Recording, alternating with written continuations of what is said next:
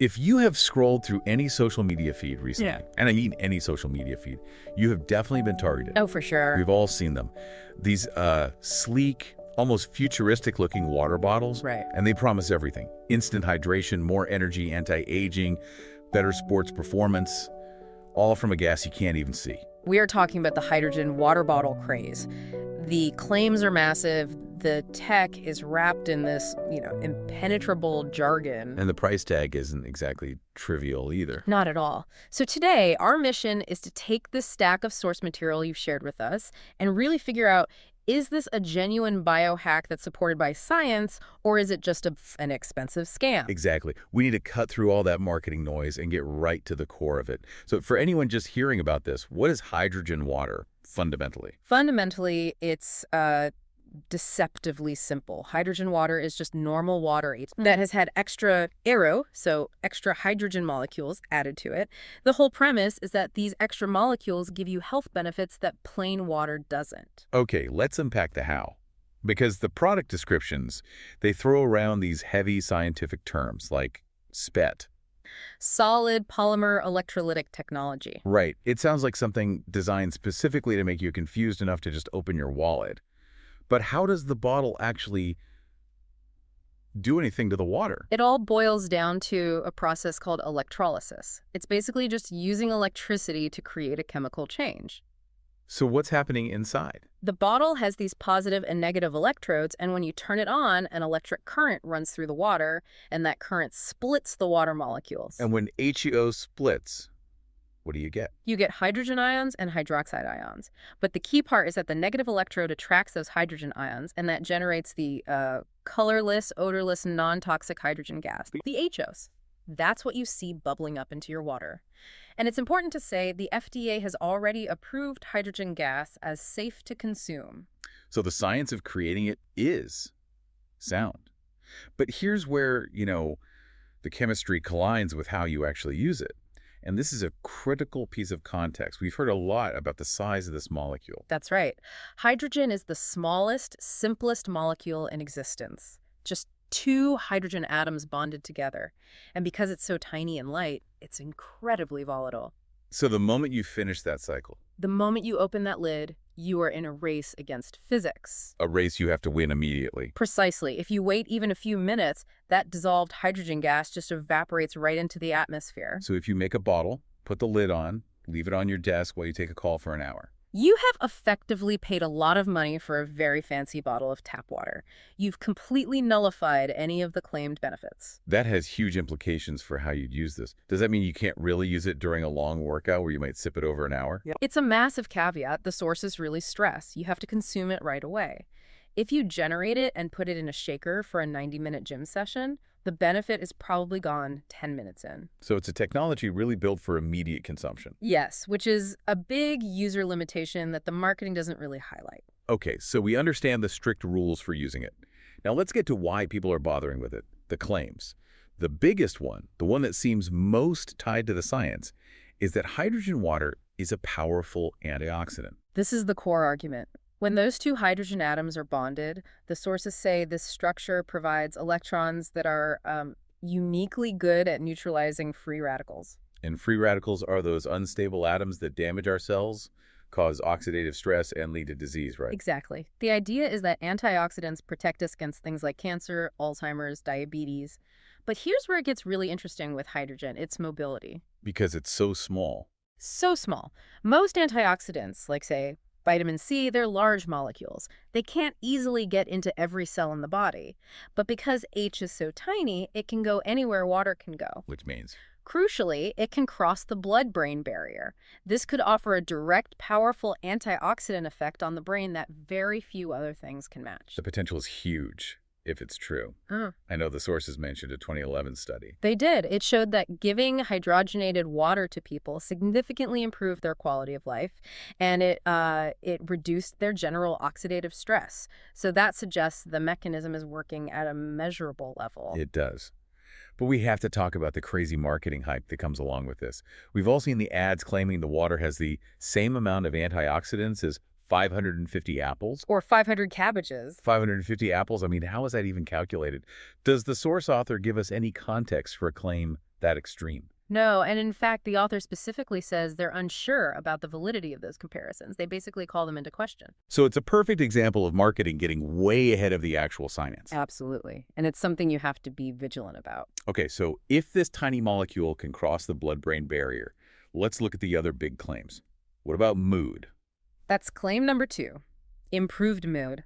A 2017 Japanese study suggested hydrogen-rich water might reinforce your overall quality of life, which included, measurable improvements in mood, anxiety, and even autonomic nerve function. Which connects right back to that brain access. It certainly seems to. Okay, moving on to the body's engine. Heart health. Claim number 3. There was a 10-week study out of China that showed some really positive, measurable benefits. Participants drinking the water reduced their bad cholesterol, improved their good cholesterol. And inflammation markers? And decreased markers of inflammation in their blood. Yes. And finally, the one that the whole fitness community is buzzing about. Yeah. Boosting physical performance. What's the research there? The sources cite some interesting, though I should say small, studies. There's an Italian study on cyclists that found swapping regular water for hydrogenated water actually increased their peak power output during long intermittent exercise. And there was another one on recovery, I think. Yes, a study with just 10 soccer players. It showed that drinking hydrogenated water improved the exercise-induced decline of muscle function, and significantly, it reduced their lactate levels. Which is that classic marker of muscle fatigue. Exactly. Hold on, though. You said a study on cyclists and one on 10 soccer players. These are positive findings, but are we talking about preliminary results? Or is there robust peer-reviewed data for the entire athletic community? And that is a vital distinction to make. These are promising, yes, but they're preliminary. They suggest the mechanism works on a small scale. But they don't yet translate into a proven benefit for every athlete out there. Absolutely not. We are still in the very early stages of verification, which is why we have to approach these claims with caution. That makes sense. So we have compelling mechanisms, positive but small studies. Yeah. But now we get to the pivot point.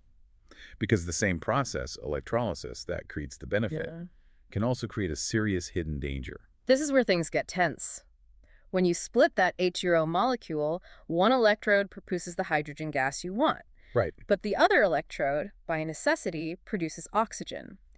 And the byproducts on that oxygen side are extremely unhealthy. We're talking chlorine gas and ozone. And those are things you absolutely do not want in your drinking water. That would be toxic. Yeah. So what is the non-negotiable safety tech a consumer needs to look for? You must insist on a bottle that uses PEEM, dual chamber technology. PEEM. PEEM. It stands for proton exchange membrane. This is the crucial safety feature that separates the safe part production from the dangerous part. Okay, can you give us an analogy for what that membrane actually does? Think of it like a very sophisticated bouncer at a club.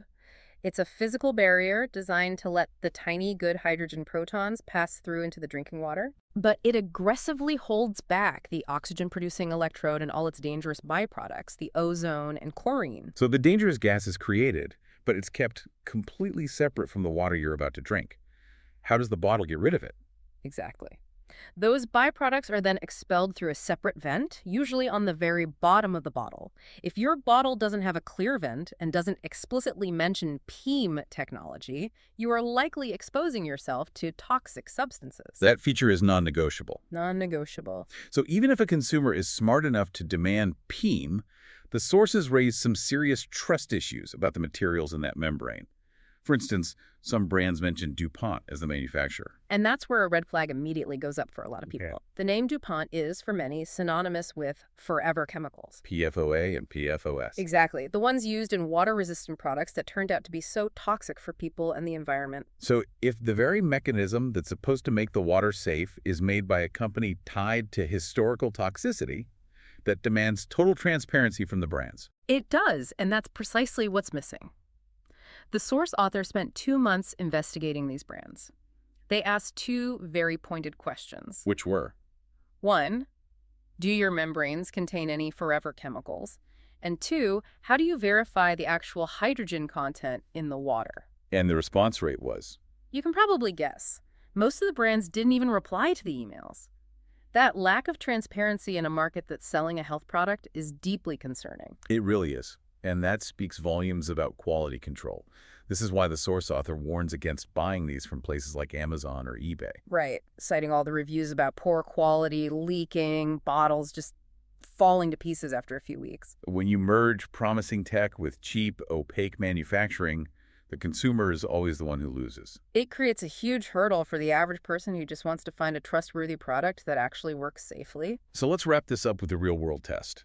The author committed to drinking this water for 10 months. Putting the studies aside, what were the personal, subjective results? The authors said they felt super healthy over that time. They noted high energy levels, generally felt great, didn't get sick. It was a net positive feeling. But, and this is a big bit, they were also very honest about their baseline health. Extremely honest. They already exercise regularly, eat an organic diet, take supplements. They were already a highly health-conscious person. So this is the critical honesty check. Yeah. The author couldn't say with 100% certainty that their good feelings were just from the water. Right. They admitted they'd need clinical blood tests, objective before and after markers, which they didn't have, to prove the water was the sole reason. So the feeling is positive but subjective. The author compared it to taking a daily supplement, like vitamin D or C. That's a great comparison. You believe it's doing your body good, and as long as you're confirmed it's not doing any harm with those safety features, it feels like a worthwhile addition. Right. The author did suggest, though, that people with existing issues like inflammation or chronic fatigue are much more likely to notice a drastic improvement than someone who's already in great health. Okay, let's pull all this together. We have promising science, huge claims, and really significant safety hurdles. What's the final balanced conclusion we can give our listener? I think the conclusion has to be one of cautious optimism. There are interesting, promising studies, especially around reducing oxidative stress and maybe boosting athletic performance in small groups. Yep. But we have to stress this is still a very new area of research. And what's the biggest barrier to this moving from promising to proven? Dosage. That's the big one.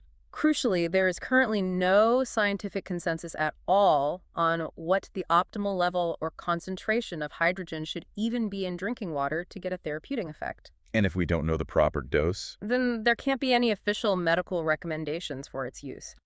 We have a compelling mechanism, but we completely lack standardization. This deep dive has really shown that fascinating, blurry line between a potential scientific breakthrough and the Wild West of the consumer market.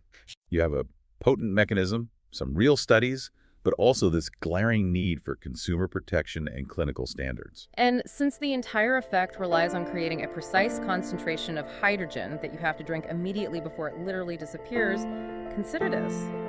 If the scientific community has no consensus on the right dose and the quality of these devices is so variable and non-transparent, how can the average person realistically know if they're getting any benefit at all? What scientific standards need to be met before a product like this moves from just promising research to proven utility for all of us? Something to mull over as you refill your regular water bottle.